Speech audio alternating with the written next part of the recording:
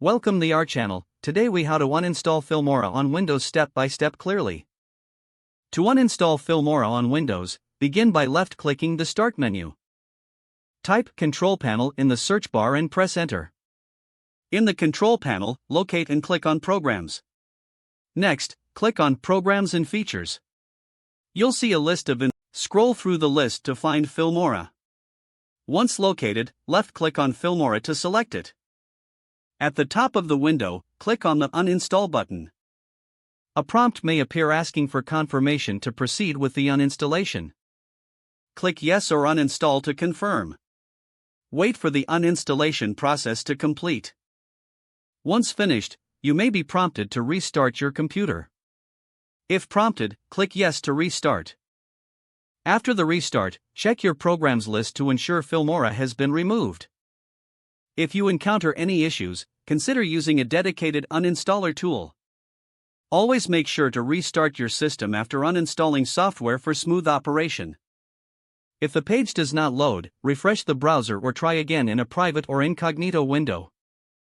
Make sure you are using the correct email address, then retype it carefully to avoid small typos. If your password is not accepted, use the reset option and create a new strong password you can remember. Check your spam folder for verification or security emails, then complete any requested confirmation steps. Enable two-factor authentication if available to improve account security and reduce unauthorized access risk. After signing in, review your profile details so your contact information and settings are accurate and current. If you see an error message, note it down and try again after restarting your device and internet connection. Log out when you finish, especially on shared devices, to keep your account and payment information secure. If the page does not load, refresh the browser or try again in a private or incognito window. Make sure you are using the correct email address, then retype it carefully to avoid small typos.